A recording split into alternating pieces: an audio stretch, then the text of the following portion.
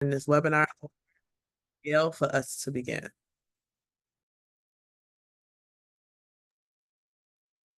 Good morning, everyone. Thank you for joining the Department of Business Affairs and Consumer Protection this morning. Today, we are going to provide you with an overview of Chicago's paid leave and paid sick leave ordinance.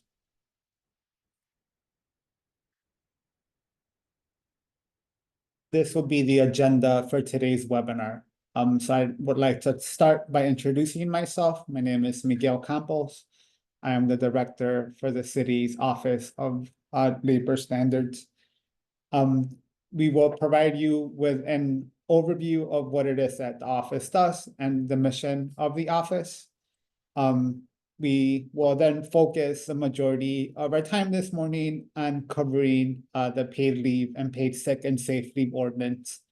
We'll go over best practices, history, and implementation of the ordinance, who's covered by the ordinance, what we mean when we use terms, the terms paid leave and paid sick leave, accrual and usage of the time, carryover and payout of the leave, the employer responsibilities.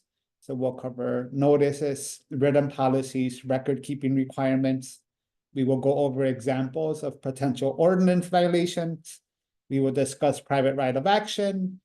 We will discuss the department's rules and outreach efforts, and then we will end with a review of the OLS website and the YouTube channel that Stella mentioned at the commencement of today's webinar.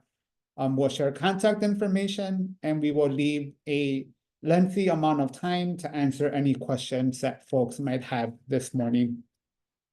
As stated at the beginning of the webinar, we encourage you to ask questions. Feel free to type them into the chat. Richard Ruff, who is also a panelist and a supervisor with the office, will attempt to answer as many as he can through the chat while the webinar is ongoing. But again, we will have a robust question and answer session at the end of today's presentation.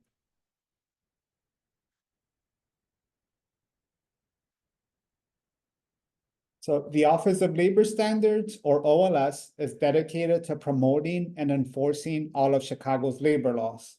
Those labor laws include an anti-retaliation provision written into each one of Chicago's labor laws. We have a domestic worker contract requirement ordinance or law. I'll use the terms intermittently this morning. We have a fair work week or scheduling ordinance. We have a minimum wage ordinance. We have a paid leave and paid sick and safe leave ordinance, which goes into effect on July 1st and is replacing our current paid sick leave ordinance. And then we have a wage theft ordinance. Paid leave and paid sick and safe leave is highlighted in blue, as that will be the main focus of today's presentation. Our office seeks to engage communities and protect workers through a strong investigation and enforcement regime. We process complaints, conduct investigations, mediate disputes, we can direct settlement proceedings, we issue violations, and if necessary, we seek licensure discipline against employers. We provide outreach and education to both employers and workers. On the right-hand side of your screen, you see general numbers for last year's investigative efforts. So our office received over 600 complaints. We were able to close out over 400 of them, and we were able to get over $430,000 in restitution directly to the pockets of workers.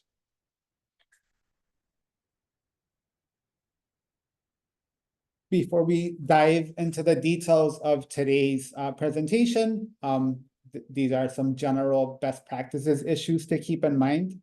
So the presentation is intended to offer general guidance on the Chicago paid leave and paid sick and safe leave ordinance. Our office does not provide legal advice, and we encourage employers to consult their own legal counsel to determine any actions that they should or should not take in order to comply with the ordinance. On your screen now, you see history and implementation of the ordinance. So on November 9th of 2023, our Chicago City Council passed the Chicago Paid Leave and Paid Sick and Safe Leave Ordinance. On December 7th of 2023, the City Council Workforce Development Committee passed an amendment to the ordinance, which was voted on and passed by full City Council on December 13th of 2023. With that December 13th, 2023 date, the implementation of the ordinance was delayed until Monday, July 1st, 2024. So we are now roughly a month and a half away from that date. Who's covered by this ordinance? So to start off with, the ordinance guarantees up to 5 days of paid leave and 5 days of paid sick leave for all of Chicago's workers. A covered employee for our purposes means an employee who works at least 80 hours for an employer within any 120-day period while physically present within the geographic boundaries of the city. An employee means an individual that performs work for an employer in the capacity of an employee as distinguished from a contractor determined pursuant to the IRS guidelines. And then an employer means a person who gainfully employs at least one employee, again, in the capacity of employee and not as an independent contractor. So in essence, are you a W-2 employee or a 1099 employee? I do want to make a slight note for collective bargaining agreements. So paid leave and paid sick and safe leave will not impact any collectively bargained agreement that is in effect on or before July 1st of 2024. After that date, workers may agree to a waiver of paid leave and paid sick and safe leave ordinance only if the waiver is set forth in ACBA in clear and unambiguous terms. On the right-hand side, you see common examples of who may qualify to be a covered employee.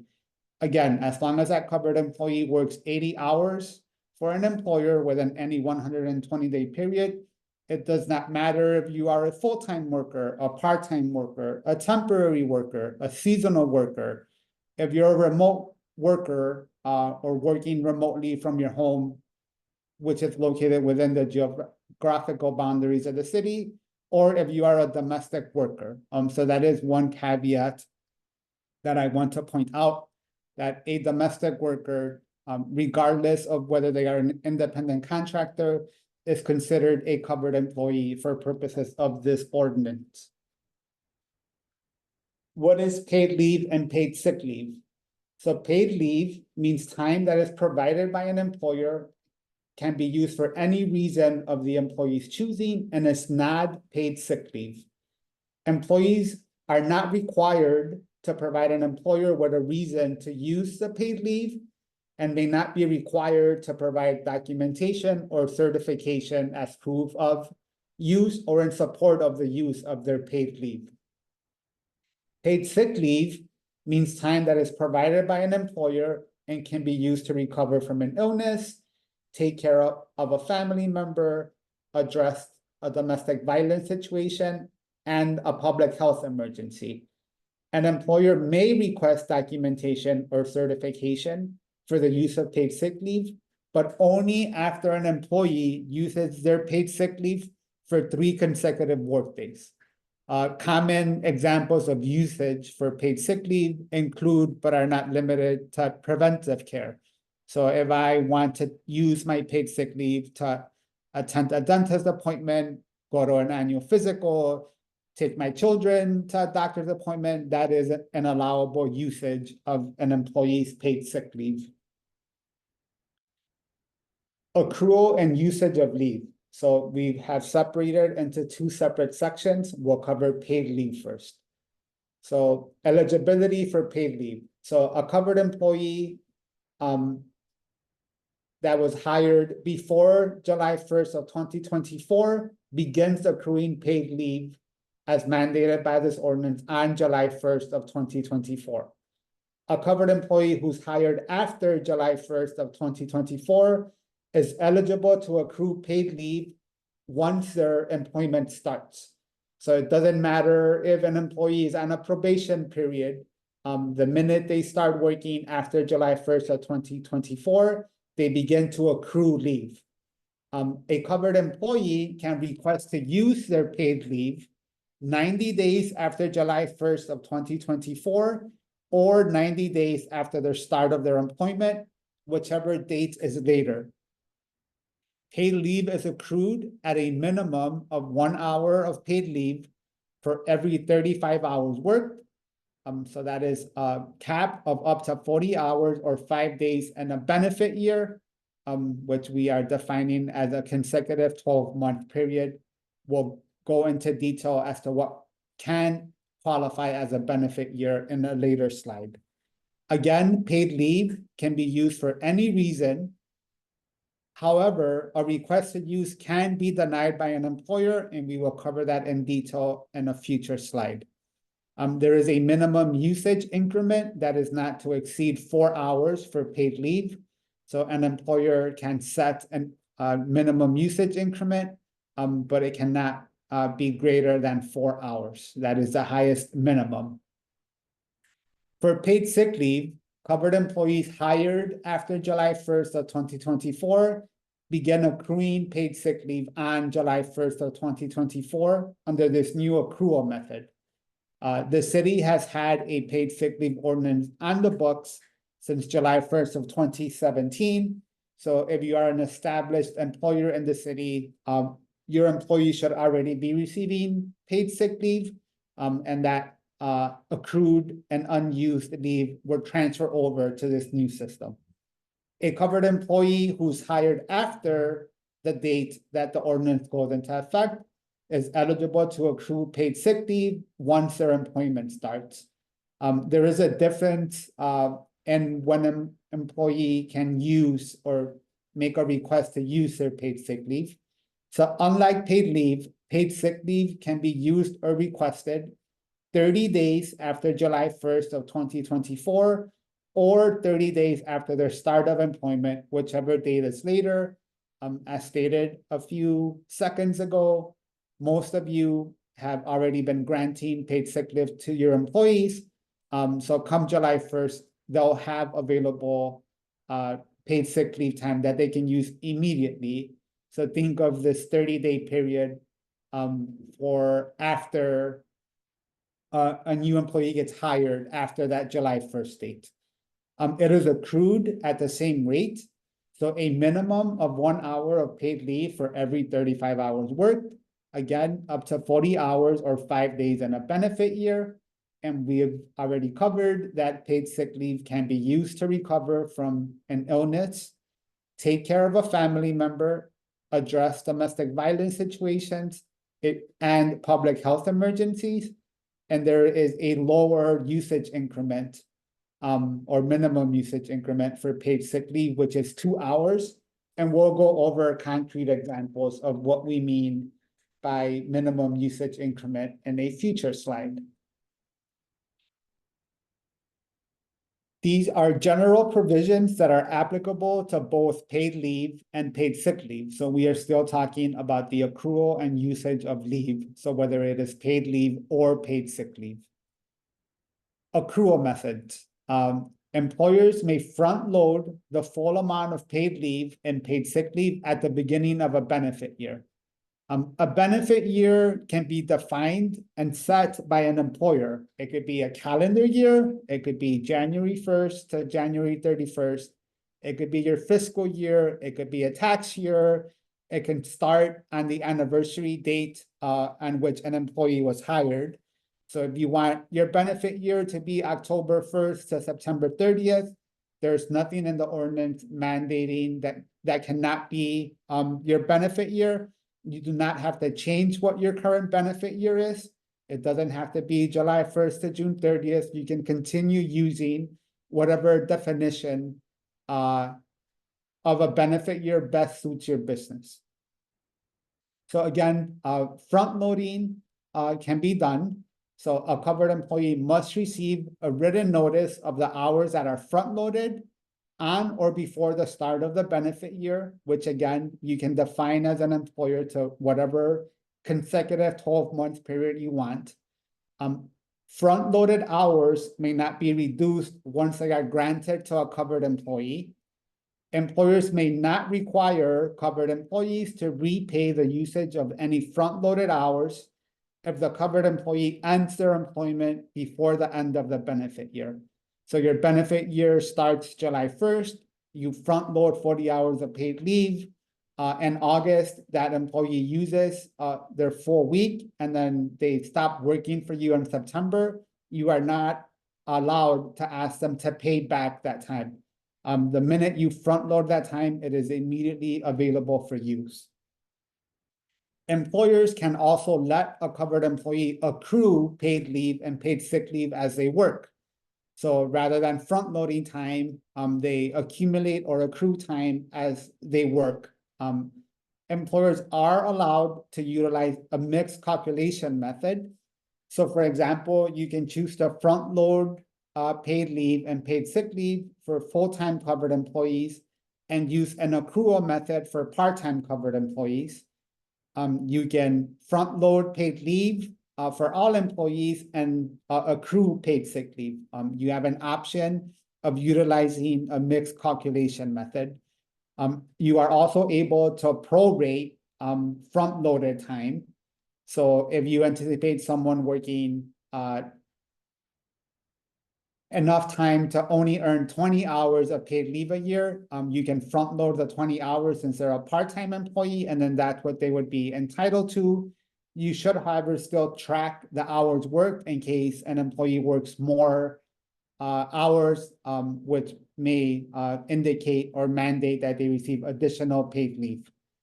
I mentioned that we would go over increment scenarios in a previous slide. So here are two examples for both paid leave and paid sick leave. So in example 1 for paid leave, I want to take 2 hours of leave to attend a Cubs game. As stated, for paid leave, that minimum increment usage can be 4 hours. So an employer may have a policy which requires me to use 4 hours. So I would not be able to use 2 hours. The second example for paid leave is I want to take 4 hours to leave work early to attend the funeral. An employer may not require me to use 8 hours instead. Again, that 4-hour increment. So half day of paid leave or half day of a standard 8-day or 8-hour work day would be allowed. For paid sick leave, I want to use 2 hours of leave to attend a dentist visit.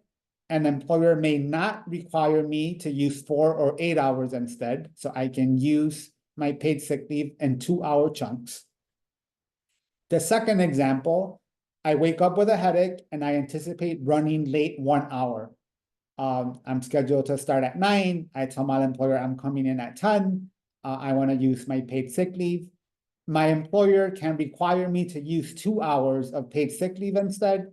So my employer would be within their rights to tell me, no, you're scheduled to start in at 9. You're not allowed to come in at 10. You can come in at 11 as you have to use your paid sick leave in a 2-hour chunk. These minimum increments, both the 2-hour and 4 hours, are meant to be floors. An employer may set forth a more liberal policy.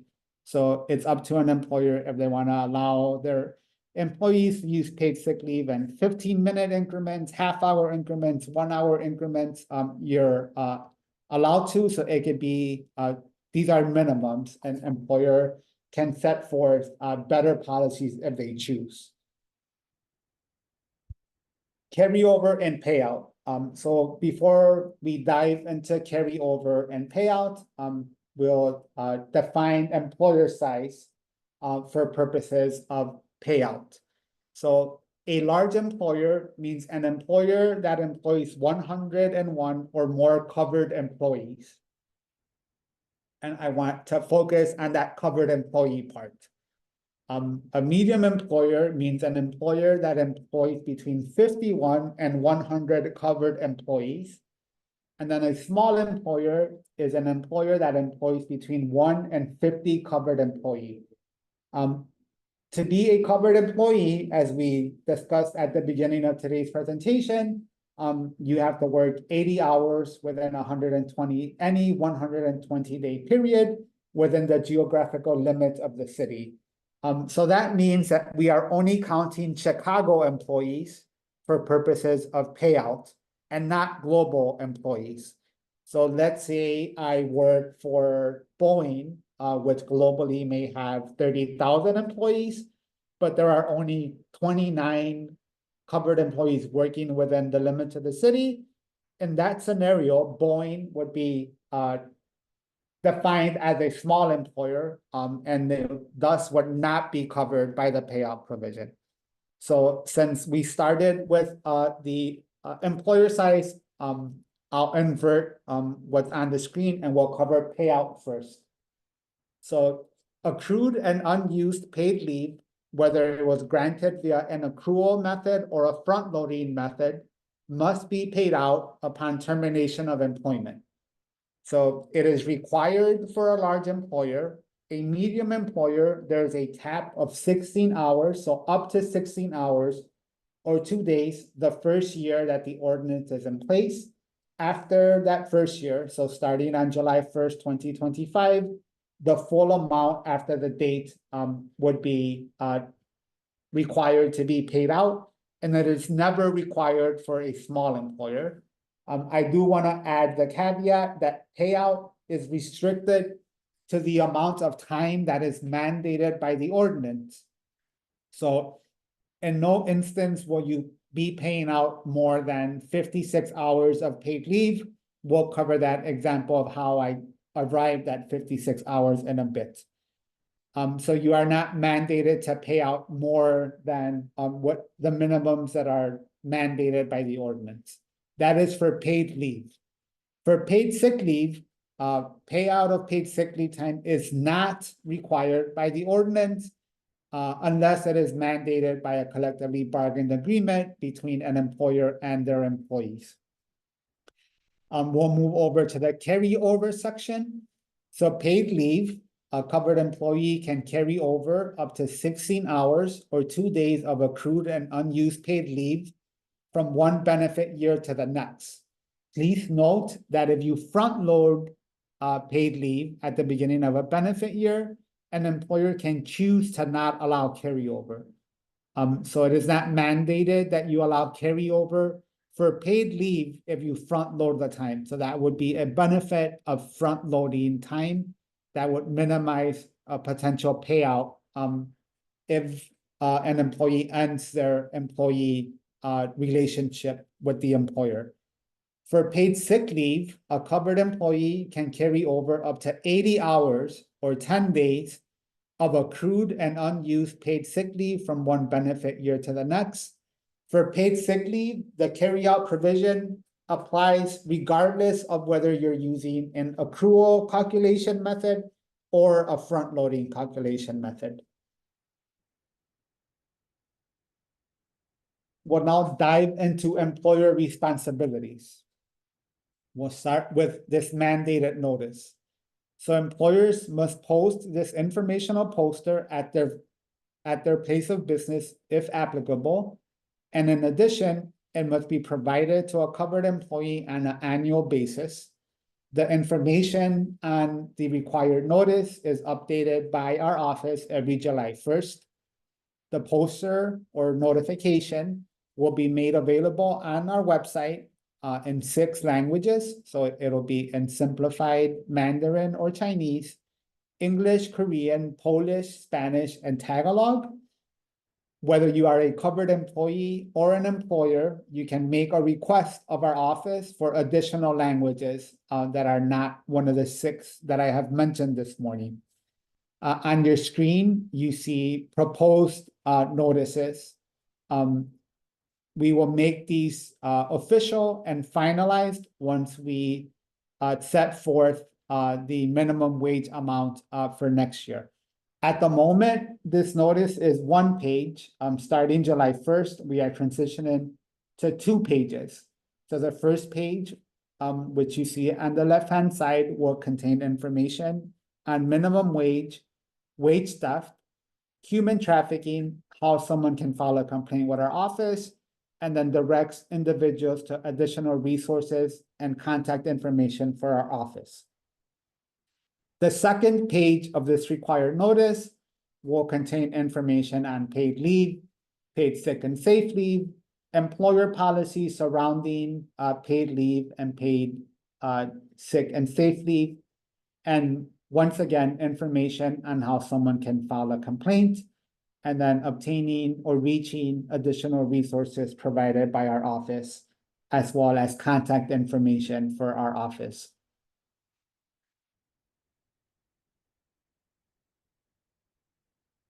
I would like to point out that with the new ordinance, we have lifted some slightly outdated requirements for providing this notice. It can be provided via electronic methods.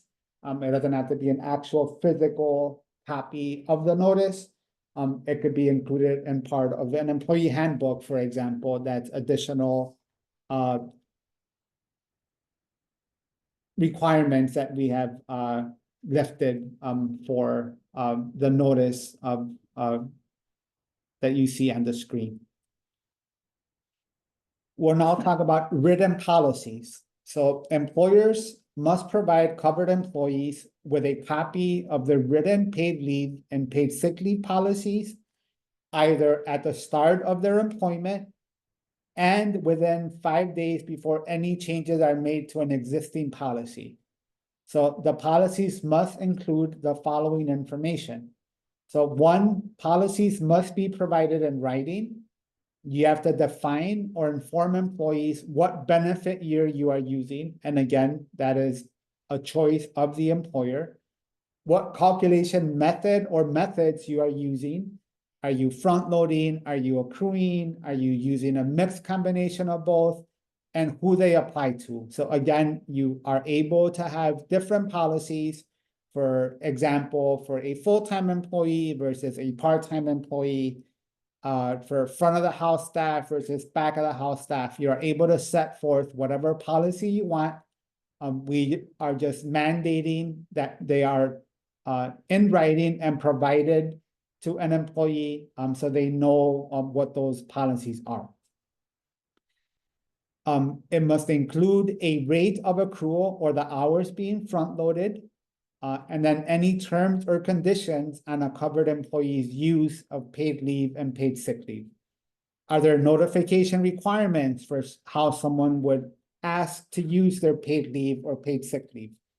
Do I have to email my supervisor? Is there an email that I have to send to HR? Can I send a text message? Can I make a phone call? Are there any pre-approval methods? Are there any disapproval methods? I'm asking for a specific date off. It goes against my employer's policy. I must get that denial or disapproval in writing. And then are there any notification requirements for the foreseeable use of paid sick leave? I would like to point out that that time frame of future notification cannot exceed 7 days. At the bottom of the screen, you see that paid time off policy needs to be provided to a covered employee in their primary language. We will continue speaking on written policies. So in addition to what was displayed on the previous screen, there is also a requirement that of written notification of available leave. So an employer is to provide this whenever wages are paid. So whether someone is being paid on a weekly basis, bi-weekly basis, or monthly. This notification should include any accrued leave that was earned since the last notification. So any time that was earned during that time period. Any leave which was used since the last notification. So that an employee utilized paid leave or paid sick leave in that time period or that pay period. And then an available amount of leave that is made available to an employee to use. This written notification of available leave can be provided via reasonable methods. Examples include on a pay stub, you can have an online system where employees access their own information.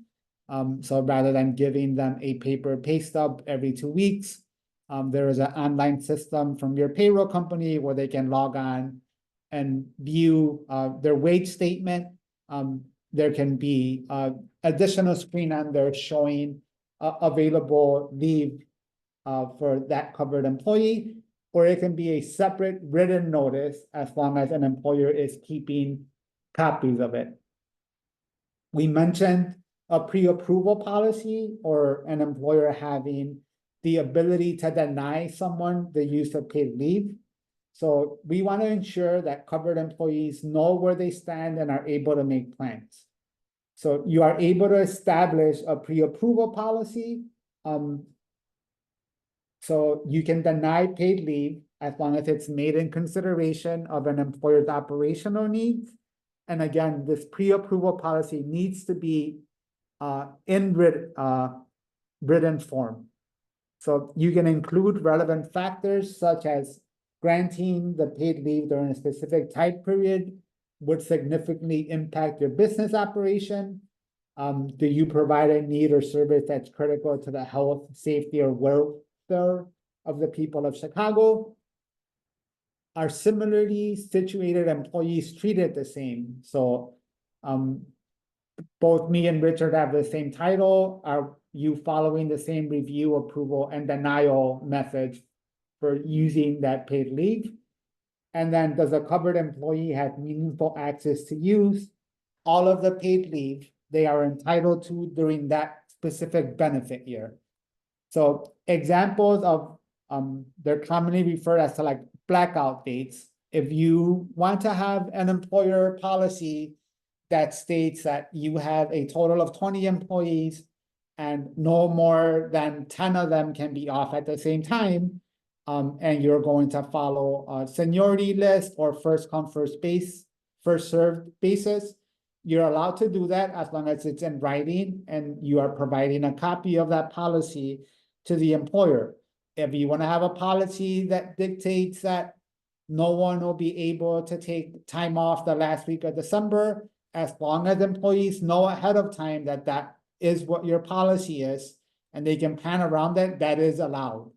And then again, we covered examples of relevant factors that should be considered when you're drafting a pre-approval policy. There are record keeping requirements that are mandated by the ordinance. So an employer must maintain the following records for a period of at least 5 years. So you should be keeping the covered employee's name and contact info while they are employed. What we mean by contact info is a mailing address, a phone number, and an email address if one exists. I want to reiterate that this is only while that person is employed by you. We are not asking you to maintain in perpetuity the contact information for ex-employees. You should be keeping the start date of when an employee started working for you, and then a termination date if applicable. We want you to keep job classification and titles. For example, is someone a full-time employee, a part-time employee, a seasonal employee, a temporary employee? You have to keep records of hours worked by your covered employees, their rates of pay, their paid leave and paid sick leave hours which were earned, and paid leave and paid sick leave hours which were used.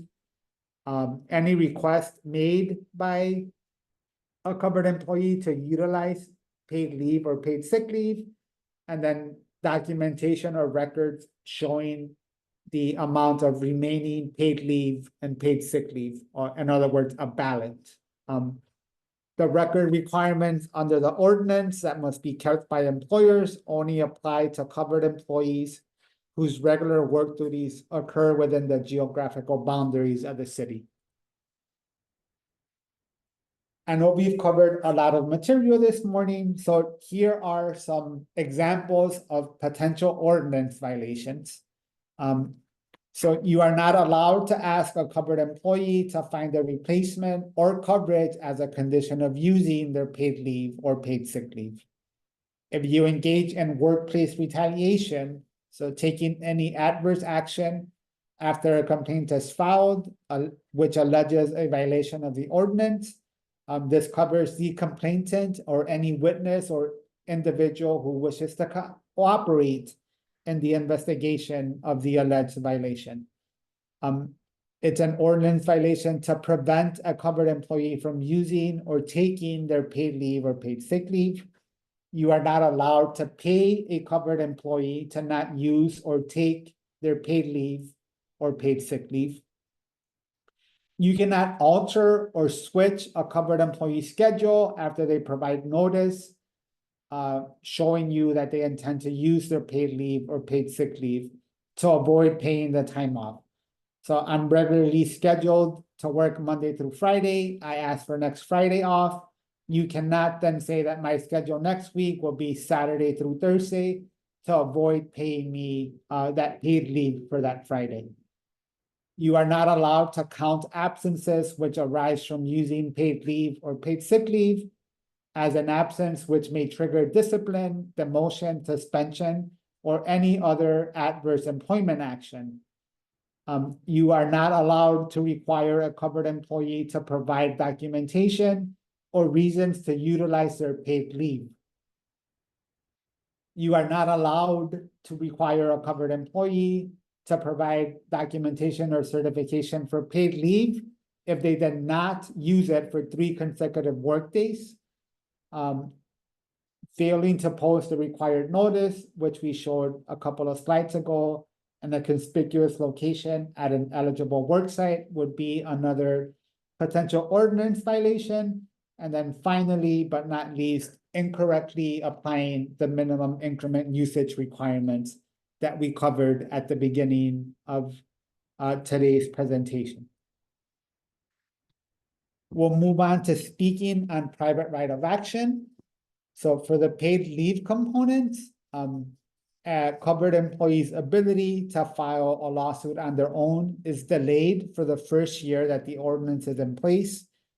It is delayed and not available until July 1st of 2025. The second year that the ordinance is in place, which would be July 1st of 2025 until June 30th of 2026, there is a 16-day cure period which must occur before the employee can take or initiate a private right of action.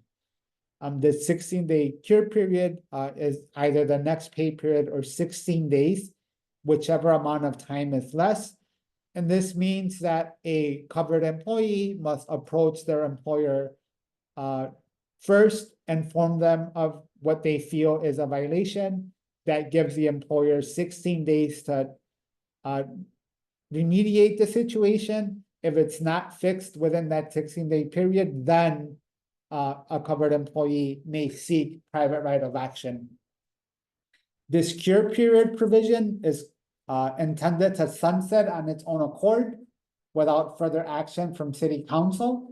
Our office is to provide a report to inform City Council of covered employees who utilize the cure period during that first year. I would like to point out that while it's intended to sunset on its own accord, City Council can take further action. So if City Council decides to extend this cure period provision another year, they are able to do so. And that is a reason that we are providing a report to inform City Council as to whether that should be removed or not. So that was private right of action for our paid sick leave components. For sick leave components, a covered employee is able to immediately seek a private right of action. It's been in place under our current paid sick leave ordinance and will continue to be immediately available once the new ordinance comes online on July 1st of 2024. we will now discuss the rules and outreach effort that have been undertaken by the Department of Business Affairs and Consumer Protection and our office. So we'll begin with rules. So proposed rules were posted on the OLS website, chicago.gov/labor standard on December 20th. We had a public comment period, which concluded on February 16th of 2024.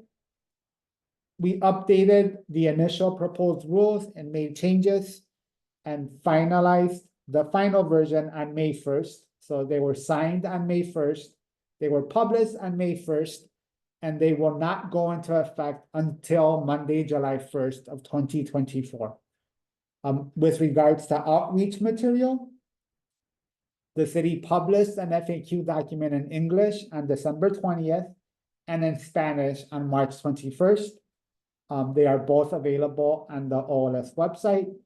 Both the English and Spanish versions of the FAQ documents are intended to be breathing, living documents, and they will be updated as need be. The city published an informational flyer on our OLS website in both English and Spanish. And then we are in the process of finalizing language around issue-specific fact sheets. And we will include templates for a paid leave policy and employer policies and checklists.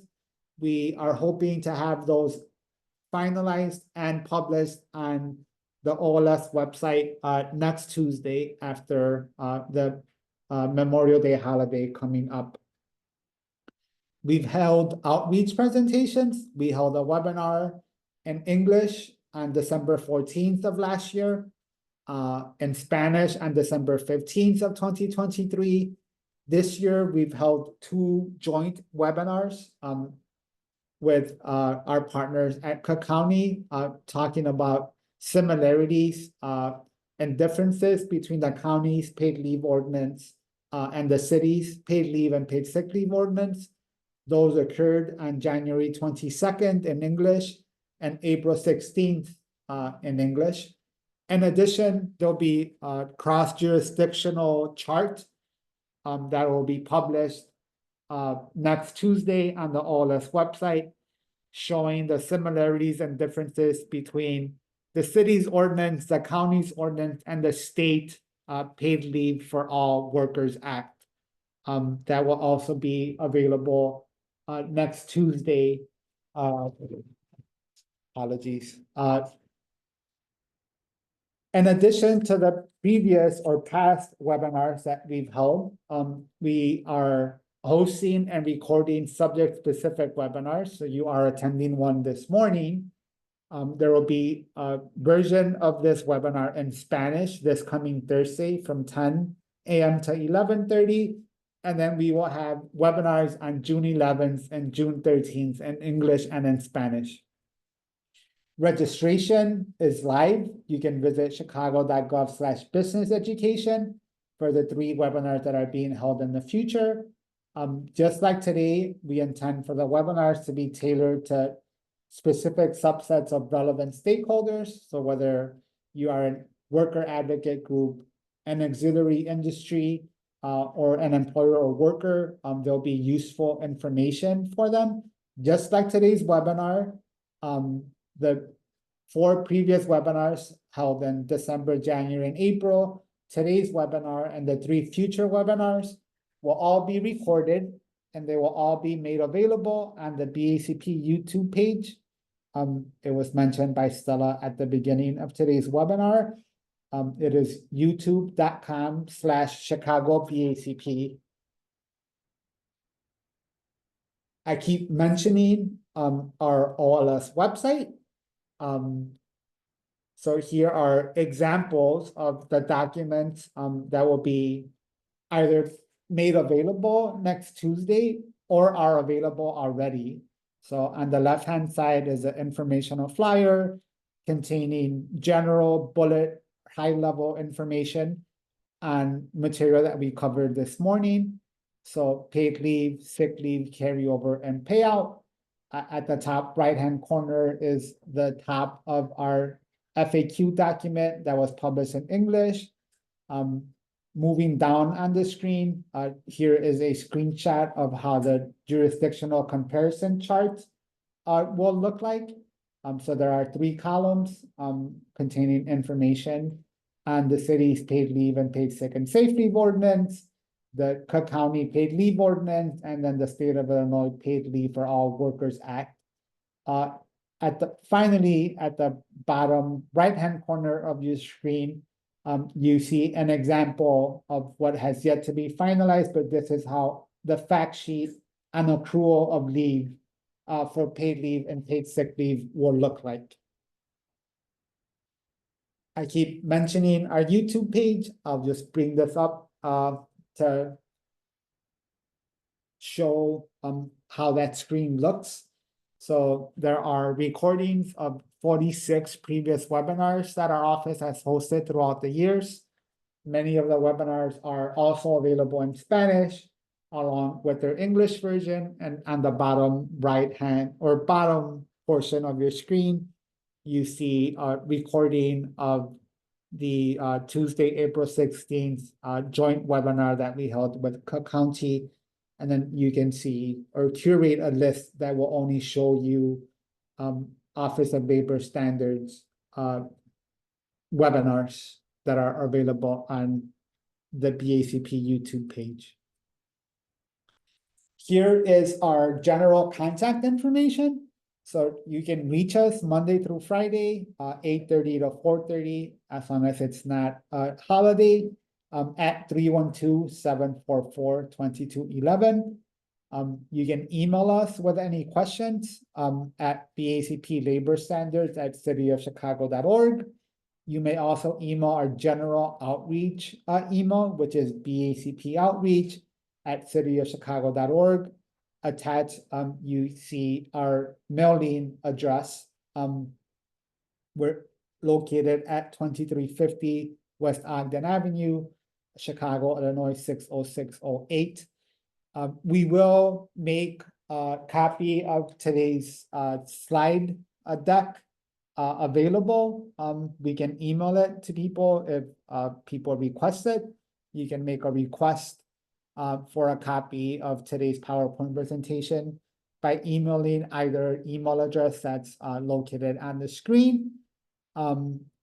And that will be in addition to the recording of today's webinar, which we anticipate to be posted on our YouTube page at some point tomorrow morning after today's presentation ends. That being said, I will leave our contact information up on the screen, and I will turn things over back to Stella, who will assist with this morning's Q&A session. We will attempt to answer as many questions as we can. This webinar is scheduled to last until 11:30. So realistically speaking, we have a 40-minute Q&A session to answer questions that people may have. Stella?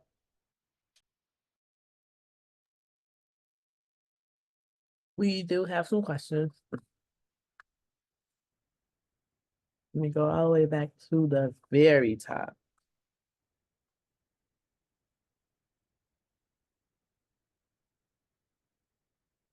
You would a copy of today's presentation. This presentation was recorded and will be available at youtube.com/Chicago BACP. Again, that's youtube.com/Chicago BACP. If an employer provides employees with one bucket of PTO, can that be used for any purpose and the amount provided is more generous than required by the ordinance? What carryover requirements apply?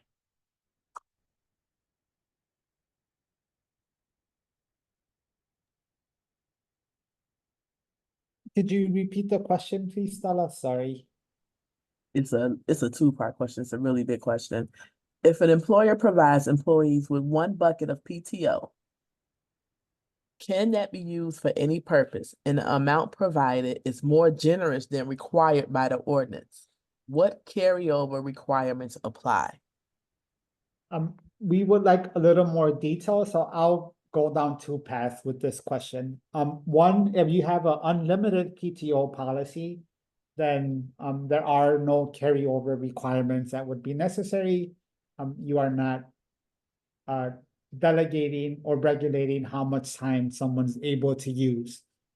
So that's one answer in case you have an unlimited PTO policy.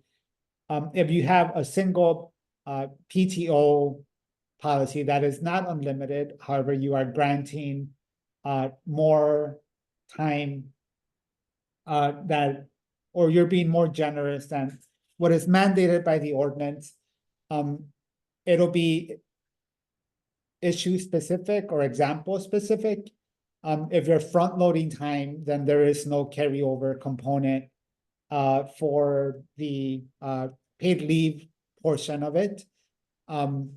We would say that you should allow up to 80 hours of time available for paid sick leave purposes.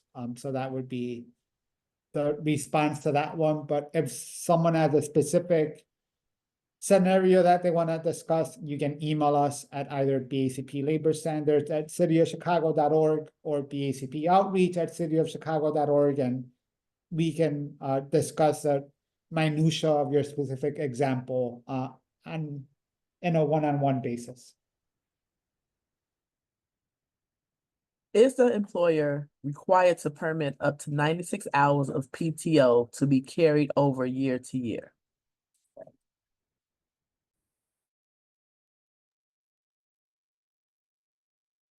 That would depend on whether time is being accrued or front-loaded. Realistically speaking, so let's use the paid sick leave 80-hour example. That would mean it would take an employee 2-4 years to reach that 80-hour time before and not use any of that paid sick leave before they reach that 80-hour threshold. So it's going to take individuals a while to reach those higher limits. But then, yeah, worst case scenario, someone would be using an accrual method. Someone would be rolling over up to 16 hours of paid leave and 80 hours of paid sick leave if that situation ever arises.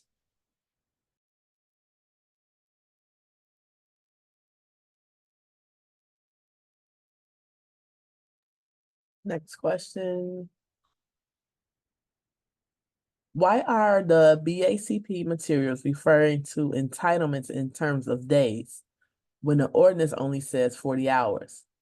Is BACP suggesting that employees who are regularly scheduled for more than 8-hour shifts are entitled to their 5-day equivalent of time off, each paid sick leave and paid leave? No, it is 40 hours. We're just using those as examples. So typically speaking, most people work 40 hours a week, 8 hours a day, 5 days a week. But if someone's working a 10-hour day and they're working 50 hours a week, that does not mean that they get 50 hours of paid leave a year. It is the hourly increment. It's 40 hours. We're just using the 5 days as an example of your typical 8-hour day.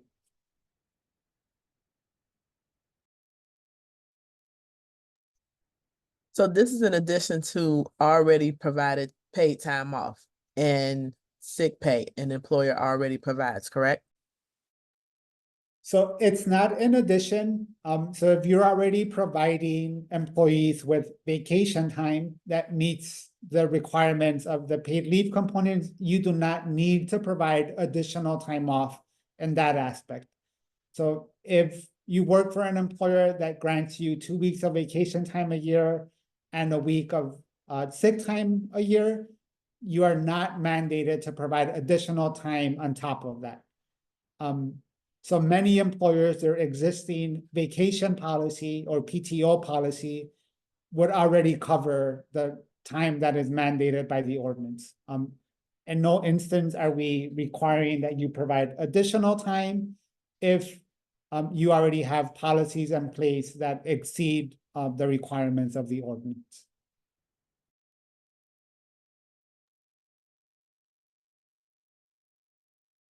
If what you offer is less than the ordinance, then you would have to come up with this, right? If you offer more, then you're in compliant. Is that my understanding correct? Yes, if you have a policy that's more generous or offers more than what's mandated by the ordinance, you would be in compliance as long as other components are being followed. If you are offering less, then yes, you have to come up and meet the minimum requirements that are being set forth by the ordinance.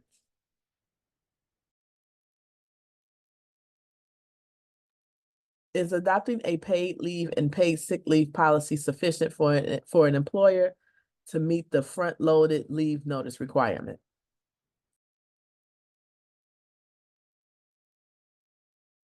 Could you repeat the question, please? Is adopting a paid leave and paid sick leave policy sufficient for an employer to meet the front-loaded leave notice requirement?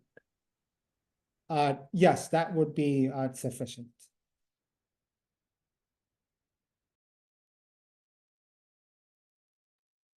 Please confirm the definition of employer is based on a number of employees working in the city.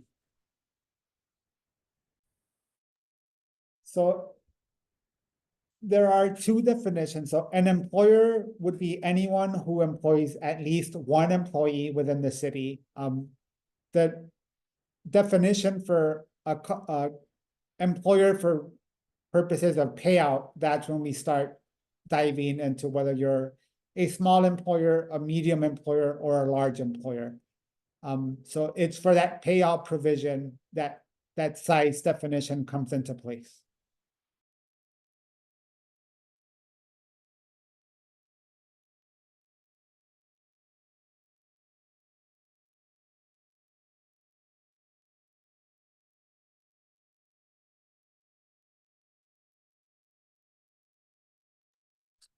Employees still required to follow proper steps for requesting or taking time off. So if calling off late or sick without proper notice, you can hold them accountable to proper call-offs still paid.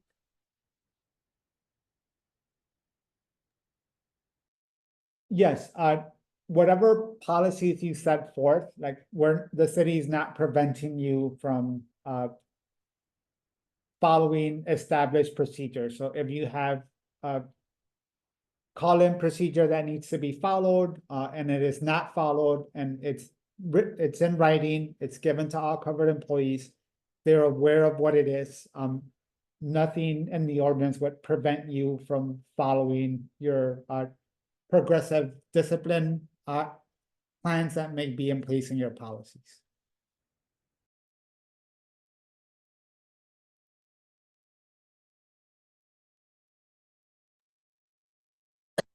Excuse me. Are these guidelines the same for nonprofits? Yes, a non-for-profit organization would be considered an employer under the ordinance.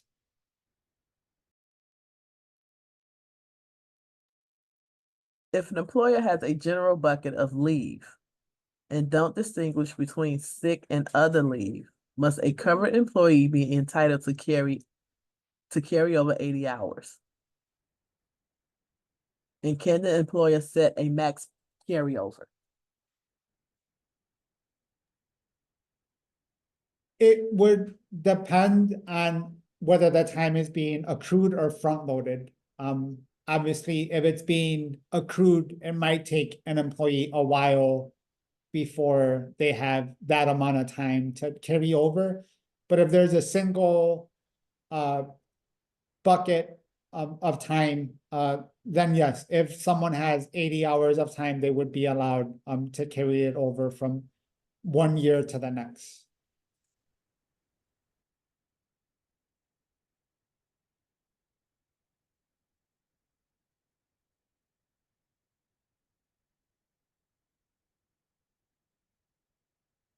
Are some employers required to follow the paid leave and paid sick leave?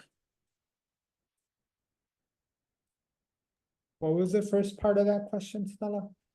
Let me go back to it. Are some employers required to follow paid leave and paid sick leave? So all employers have to follow paid leave and paid sick leave. So that is the intent and purpose of the ordinance. So you have to provide paid leave on top of the paid sick leave that's already mandated by ordinance. But again, this could be done via numerous methods. So if you already have a vacation policy or granting people a vacation, you may already be meeting the requirements of the paid leave. If you have like an unlimited PTO system, you may already be following the provisions of or requirements of the ordinance. So it'll be business specific.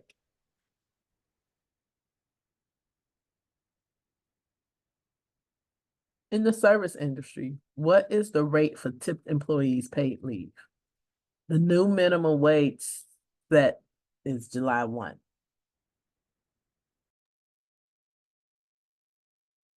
So for the service industry, or the pay rate for all paid leave and paid sick leave has to be the usual normal amount that you would pay an employee.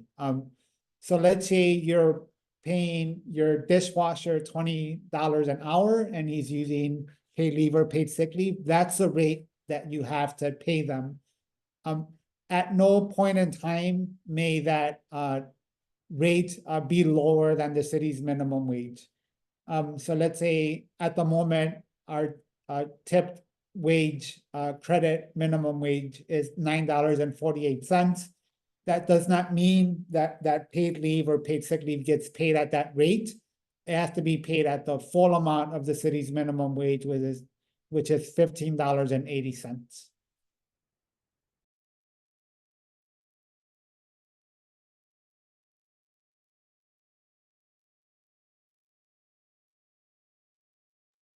I would assume since that is the rate for paid sick leave currently. I think that was just a comment. If I'm a hospitality group with different smaller locations under our umbrella, and I am a multiple employer and would be considered a large employer, or should we take a look at the compliance based on each location? You can email us with specific questions with regards to how your business is structured. We don't want to get into details or minutiae on specific cases, but if that individual would be kind enough to send us an email to either email address that are still on the screen, we can look into specifics of how your business is structured.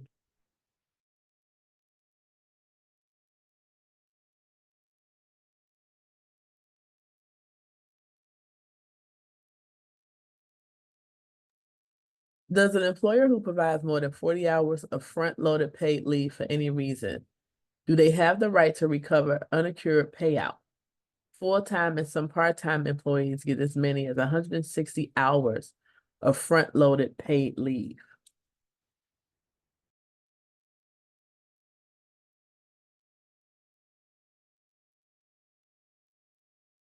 Could you repeat the question, please, to make sure I'm understanding it? No problem. Does an employer who provides more than 40 hours of front-loaded paid leave for any reason, do they have the right to recover unaccrued payout? Full-time and some part-time employees get as many as 160 hours of front-loaded paid leave. If that individual can call us or email with a specific example, the purposes of the ordinance are meant to establish minimums. An employer can set forth a more generous policy. It would be a personal decision, for an employer to like alter and change their system from issuing or granting 160 hours down to 40. That is not the intent of the ordinance. It's to bring people up to a floor.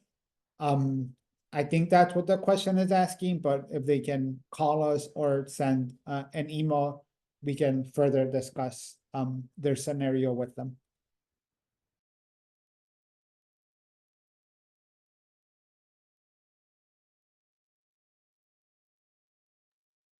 What is the minimum amount of advance notice employees are required to give their employers to take paid leave or paid sick leave? The ordinance mandates the paid sick leave portion of it. So if the usage of time is foreseeable, it could be up to 7 days.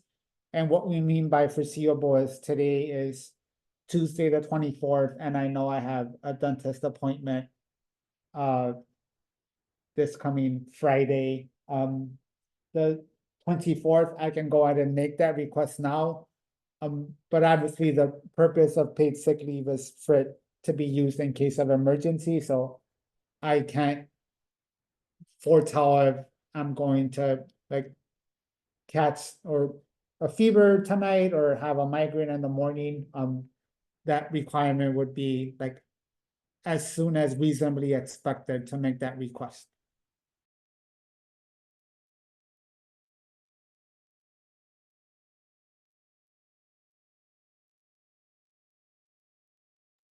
How does this work if we hire employees for events and need the coverage for a specific event?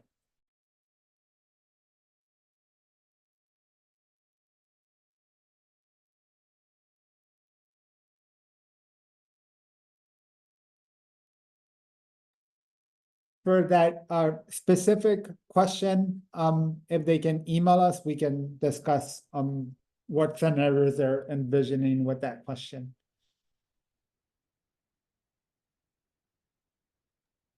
In the city of Chicago, we are only able to ask for requests for paid leave 7 days in advance, correct? Correct. Okay, in relation to the question before that question, Miguel, the person said, but our schedules have to be done at least 14 days in advance. So for a foreseeable future, doctors and dentist appointments can and will still require that our current protocol is obviously for emergencies. It's different. So that if someone makes a request, I think this is regarding fair work week or scheduling. That's what they're getting Yeah. at. So the employee requesting the time, that would not be a schedule change, that was employer initiated, it'd be employee initiated, so like that wouldn't necessitate with predictability pay being owed to the employee using the time.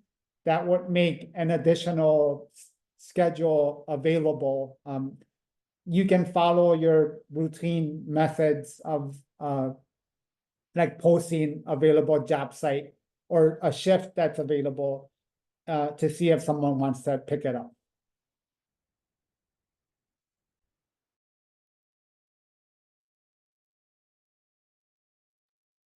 If an employer has an unlimited PTO policy, what are the payout requirements under the ordinance?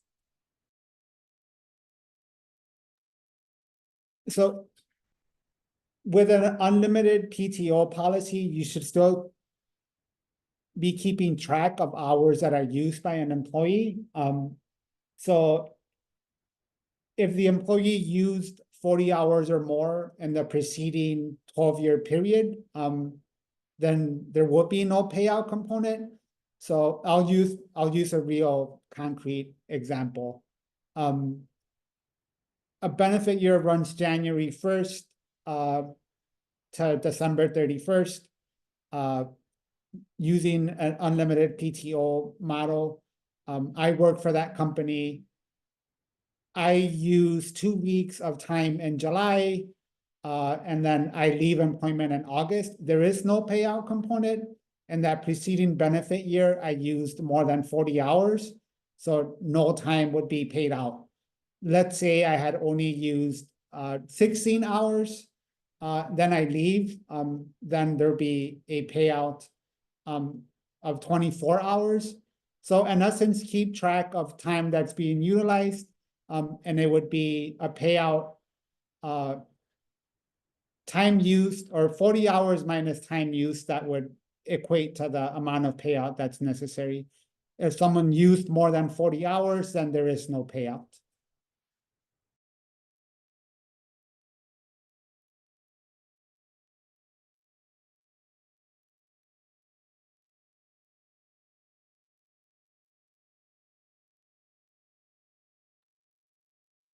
part-time employees are included in this ordinance, correct? Yes, this ordinance covers part-time employees.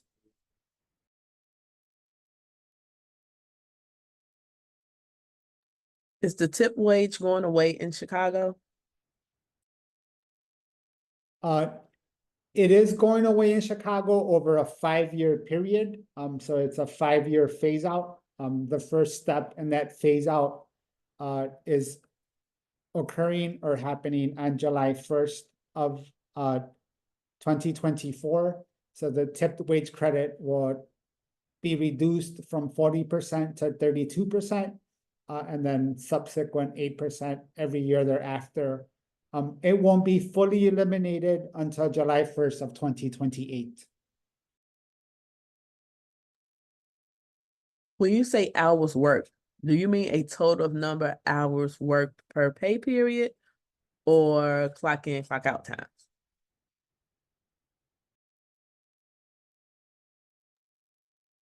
That question needs a little more clarification from whoever asked it.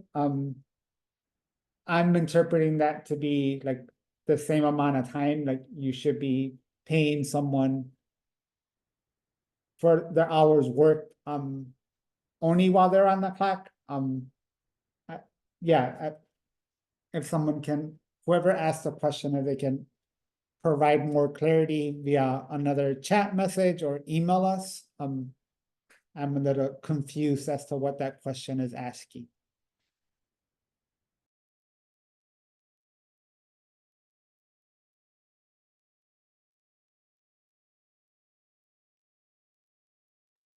If an employee transferred to another location outside of Chicago, but within the company, is the company required to provide notice and payout of their PL? So there wouldn't be a payout, that there is no termination of employment relationship in that scenario. It just transfer from location. That employee should have access to using the accrued PL and PSL leave at that new section or location where they're working. So I'll use me as an example. I've accrued 20 hours of paid leave while working in Chicago. Then I get transferred to an office in Springfield. I should still have the ability to utilize those 20 hours of paid leave that I earned in Chicago. I'm working for the same company. It's just my job site's being transferred outside of the city. That's still time that I earned and accrued under the Chicago ordinance.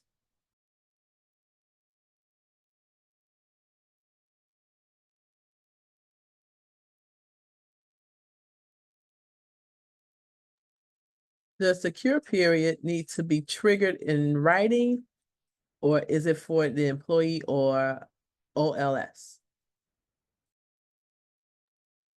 We recommend that it be triggered in writing, or there's at least record of it. It could also be like a verbal information, but from an employer's best practices, we would recommend that you document it. So Miguel approached me on May 21st, indicated that there's an issue with his paid leave on this date, and then this is when we started looking into it. We'll provide further clarity and guidance as that cure period kicks in on July 1st of 2025.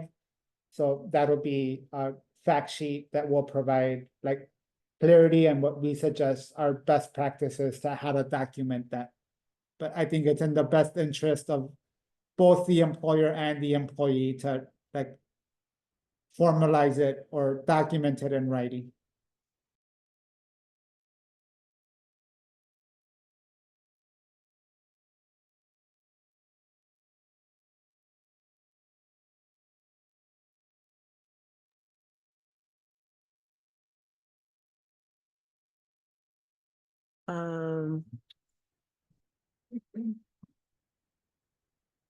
I have reviewed your other answers about using an employee's base hourly rate of pay for non-commissioned hourly employees. Under what circumstances is an employer obligated to use the 90-day look back average rate of pay as described in the ordinance?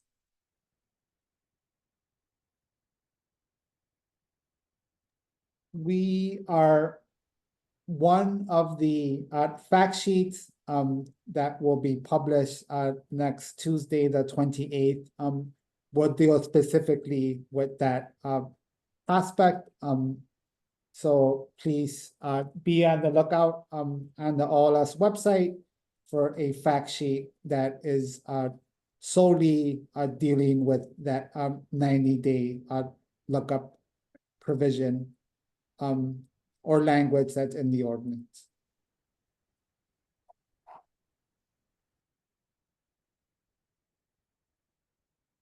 This presentation is recorded and will be available at youtube.com/Chicago BACP.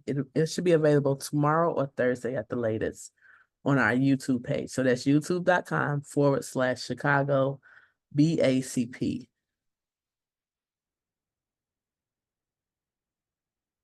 The proposed rules stated, however, other requirements of the chapter, such as when a covered employee must be allowed to begin using paid leave or sick leave, must be followed. The rules published on 5/1/2024 have removed that provision completely. Does that mean if our existing paid time off policies meet or exceed the 3 requirements, we are not required to follow the other requirements under the ordinance?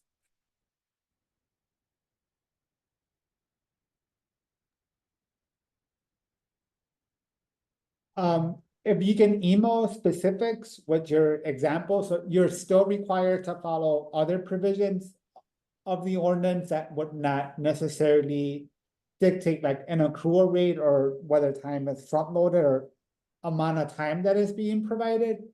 But for example, you would still not be able to request a doctor's note or certification for someone using paid sick leave before they use it for 3 consecutive workdays. The provisions of when time is available to be used, so whether it's within 30 days of start of employment for paid sick leave or 90 days for paid leave, like those components still apply.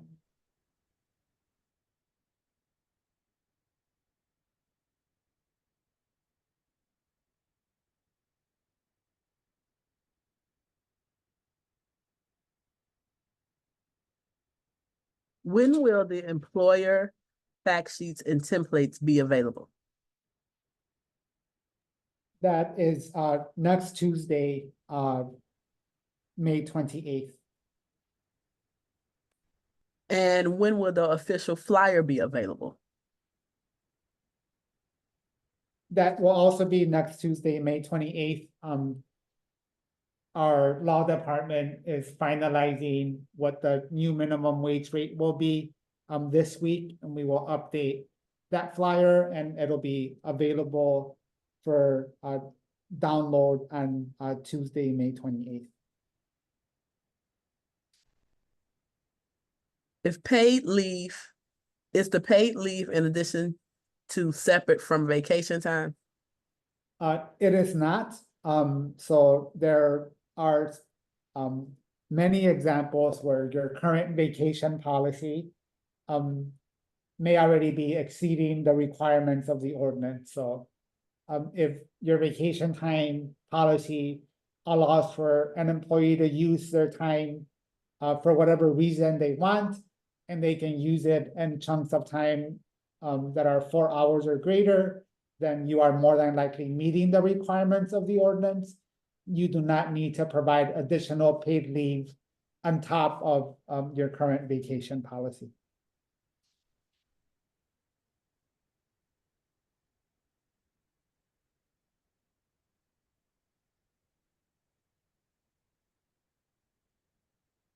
If you already have a paid sick leave and sick policy that complies, do you still have to send out notifications to the employees annually?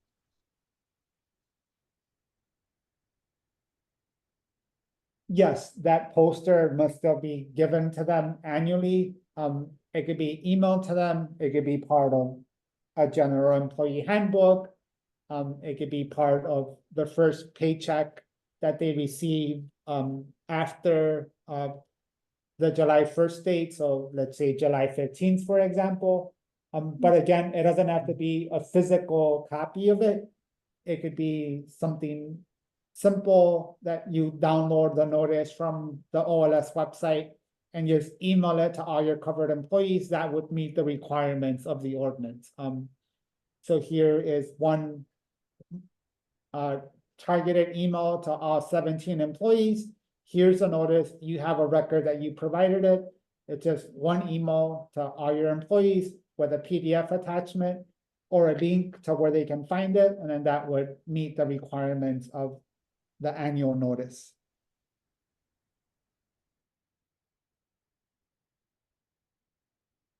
We have time for a few more questions.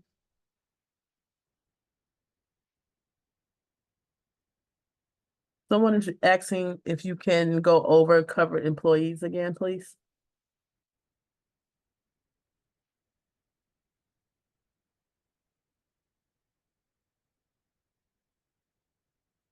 Yes, let me go back to that screen.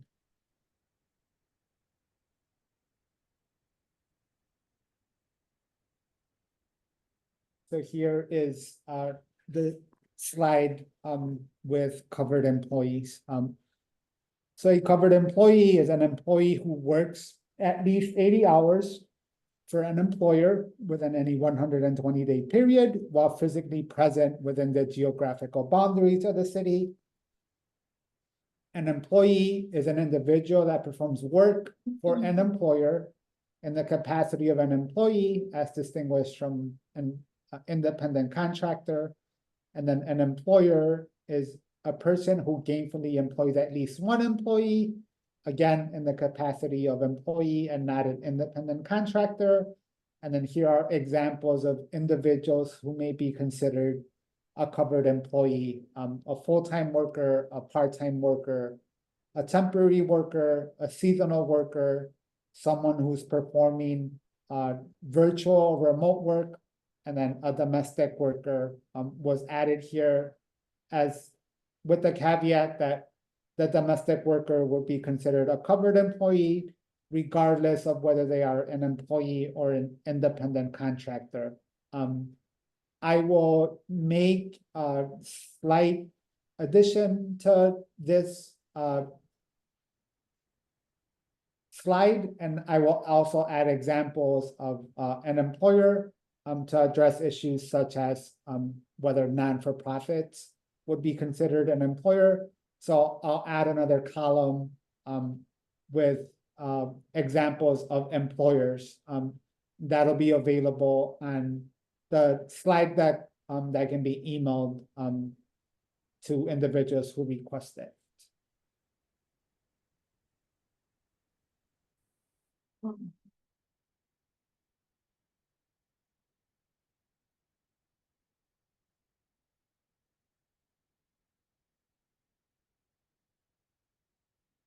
I'm in the Q&A box. Some of these questions I just repeats from the chat box.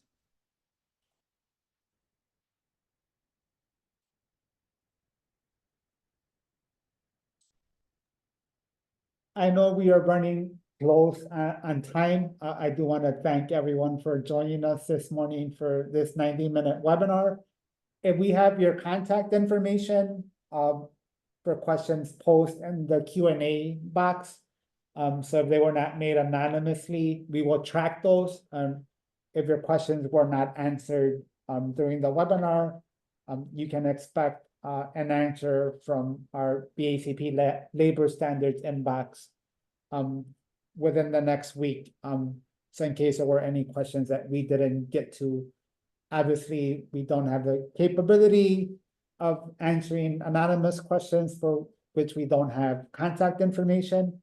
But if you registered, part of your registration was providing us with an email, we can answer those specific questions if they were not answered during our conversation this morning. Miguel, do you have time for two more? Yes. Can you confirm what the rehiring policy is? For example, if an employee is rehired within 12 months of termination, do accruals restart at 0 as of the rehire date, or do we need to start them at the sick balance they had at their termination date? And what about the paid leave balance? If it was not paid out at termination due to not reaching 90 days of employment during their first period of employment.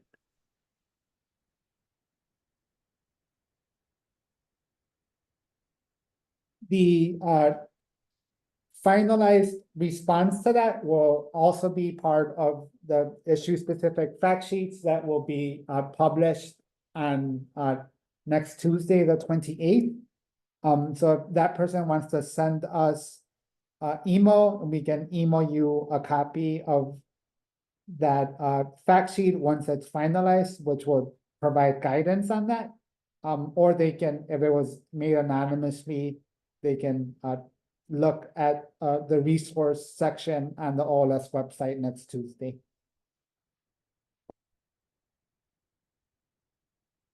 And what was the second question? And I have one more question. Our business is located in Lincolnwood, so outside of Chicago. We only have 10 employees working inside of Chicago. Are they covered by the ordinance? Yes, if those 10 employees are performing work within the geographical boundaries of the city, they would be covered by the ordinance.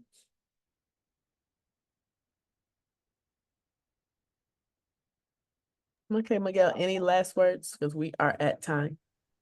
No, I just want to again like to extend thanks for everyone for joining us this morning.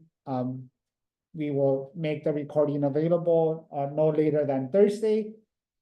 We can email individuals that request a copy of the slide deck. We can start doing that this afternoon after I make the promised edit with examples of employer to the slide that's currently on the screen.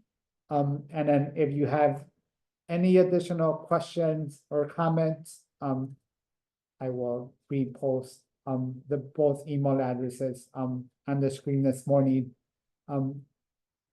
Yeah, that's it from my end. Thank you. Thank you, Miguel. Again, if you are a part of the BACP Entrepreneur Certificate Program, your account will automatically reflect your attendance today within 24 hours. A copy of today's presentation will be available on our YouTube page at youtube.com/Chicago BACP. Thank you, and go out and enjoy this great weather.